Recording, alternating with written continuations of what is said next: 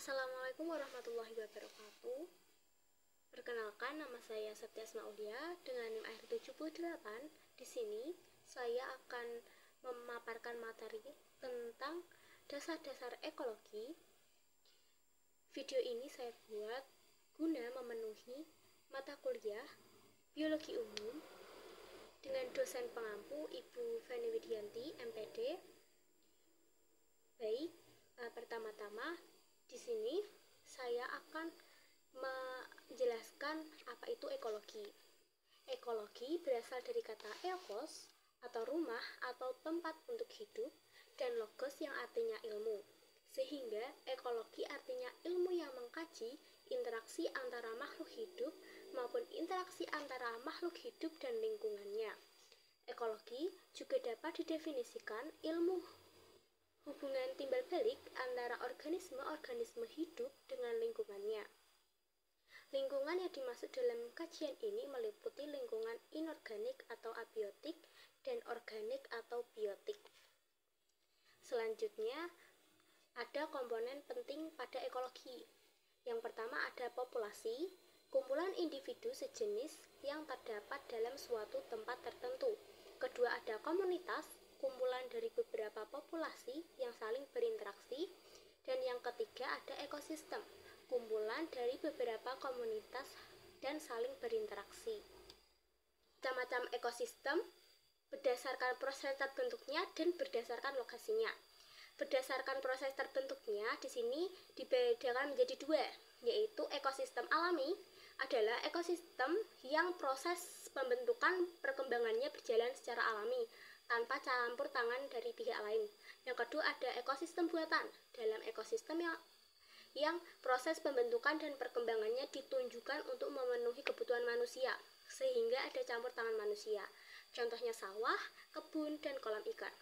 Berdasarkan lokasinya juga dibedakan menjadi dua, yaitu ekosistem darat dan ekosistem air.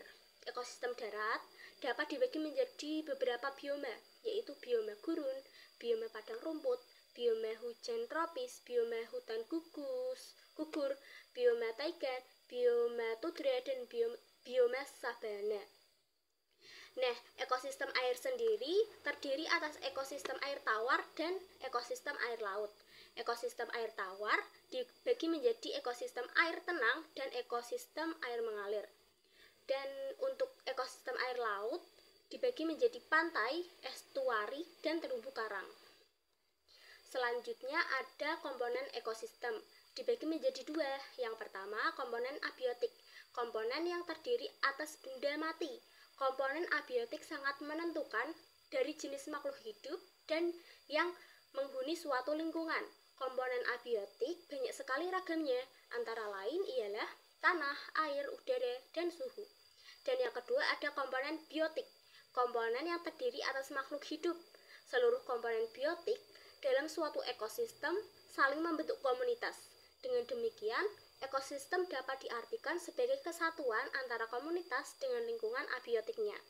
Berdasarkan caranya memperoleh makanan di dalam ekosistem, organisme anggota komponen biotik dapat dibedakan menjadi 4, yaitu pertama ada produsen, yaitu organisme autotrof atau dapat membuat makanan sendiri.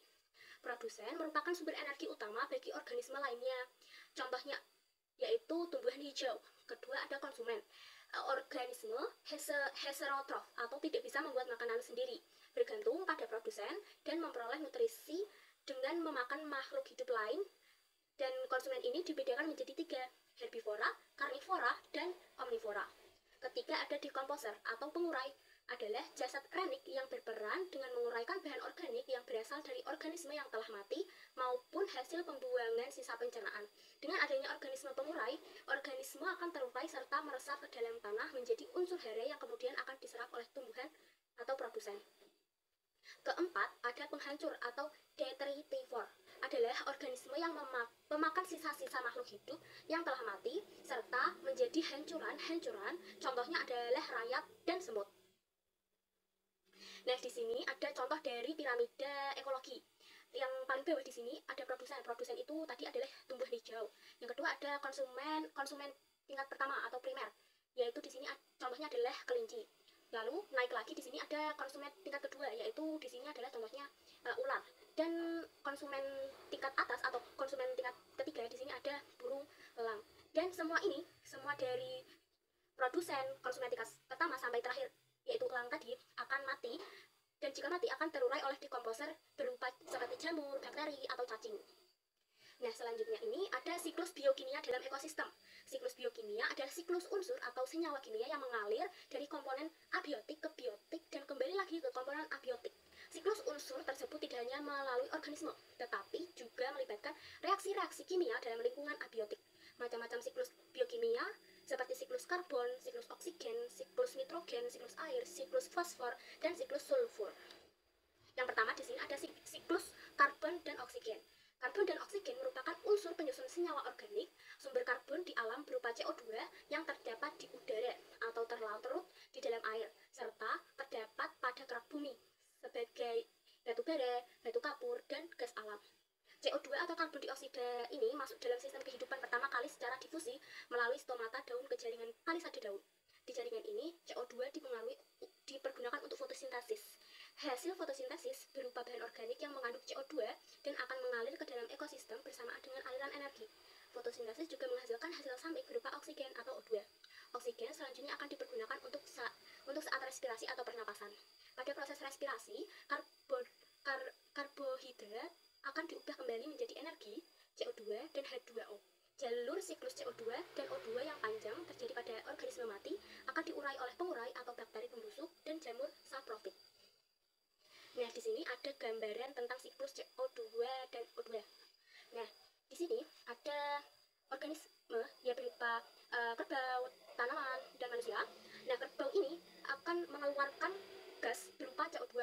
CO2 ini akan ke atmosfer dan diserap oleh tumbuhan untuk proses fotosintesis dan dikeluarkan atau respirasi pernapasan melepaskan oksigen. Selanjutnya, siklus nitrogen yaitu siklus nitrogen. Nitrit diubah atau dioksidasi menjadi nitrat dalam peristiwa nitratasi oleh bakteri Nitrobacter sp dan Bactoderma sp.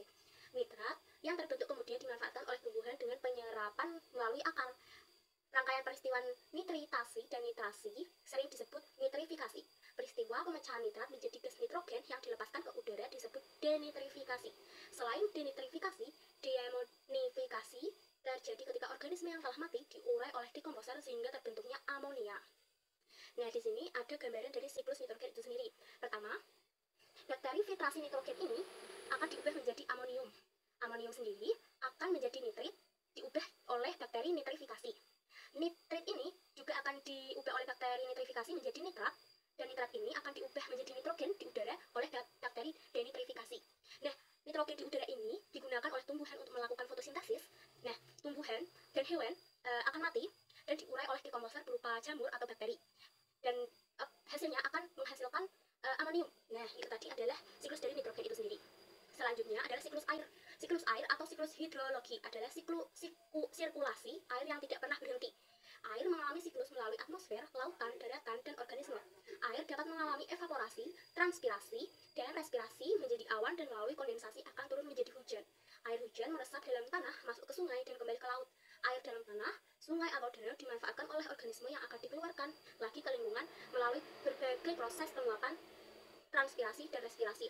Nah, di sini ada gambaran dari siklus air itu sendiri. Yang pertama adalah evaporasi, menguap menjadi air atau awan, yaitu kondensasi. Nah, kondensasi ini akan dibawa angin. Nah, evaporasi ini terjadi karena adanya sinar matahari atau terkena sinar matahari karena panas. Nah, kondensasi atau uap-uap awan ini akan bereaksi dengan sumber pencemaran dari industri, dari kendaraan mobil atau motor. Nah, salah contohnya ada NO8 dan SO2. Nah, akan bereaksi dengan H2O atau air yang di awan tadi bergabung terus menghasilkan H2SO3 dan NHNO3. Nah, awan ini akan mengalami presipitasi yaitu berupa hujan dan akan kembali ke tanah. Nah, hujan ini akan kembali ke sungai atau danau atau kembali ke dalam tanah dan juga bisa kembali ke lautan. Nah, di sini ada transpirasi yaitu dari tumbuhan. Selanjutnya ada siklus sulfur. Ada 4 aliran utama belerang ke atmosfer, yaitu lepasan atau produk bakteri, pembakaran bahan bakar fosil, penghembusan garam-garam laut, dan pelepasan gas gunung berapi. Sulfur diserap oleh tanaman hampir seluruh dalam bentuk ion sulfat dan hanya sedikit siklus sulfur sendiri, yaitu pertama adalah dekomposisi dari bakteri ini akan organisme yang mati akan dikomposisikan oleh bakteri berupa jamur, bakteri ya tadi itu akan menghasilkan sulfur dan dikeluarkan melalui erupsi dari gunung berapi menghasilkan SO2, H2S, CH3, SCH3. Lalu juga dekomposisi bakteri ini akan dari bahan-bahan fosil atau sulfur dari industri akan menghasilkan SO4, dan apabila ini membentuk awan akan terjadi reaksi dengan air, maka akan terjadi hujan asam. Nah, materi selanjutnya ada pengertian dari suksesi. Suksesi ekologi adalah suatu proses perkembangan atau perubahan meliputi struktur spesies dan komunitasnya yang terarah sehingga dapat digunakan arah perkembangannya. Suksesi mempelajari perubahan vegetasi pada suatu habitat dalam perjalanan waktu hingga tercapai stabilisasi dalam bentuk vegetasi klimaks stabil. Berdasarkan kondisi habitat pada awal suksesi dapat dibedakan menjadi dua macam suksesi, yaitu pertama suksesi primer, terjadi jika suatu komunitas mendapat gangguan yang mengakibatkan komunitas awal hilang secara total sehingga terbentuknya habitat baru. Salah satu contoh suksesi primer yaitu peristiwa meletusnya Gunung Krakatau. Setelah letusan itu, bagian pulau yang tersisa tertutup oleh batu apung dan abu sampai kedalaman rata-rata 30 meter. Dan macam suksesi kedua yaitu suksesi sekunder, terjadi jika suatu gangguan terhadap suatu komunitas tidak bersifat merusak total tempat komunitas tersebut sehingga masih terdapat kehidupan atau substrat seperti sebelumnya. Gangguan alami misalnya angin topan, erosi, banjir, kebakaran, pohon besar yang tumbang, aktivitas vulkanik, dan kekeringan hutan. Gangguan yang disebabkan oleh kegiatan manusia, contohnya adalah pembukaan areal hutan. Nah, di sini pemaparan materi yang telah saya paparkan. Mohon maaf bila ada kesalahan. Wassalamualaikum warahmatullahi wabarakatuh.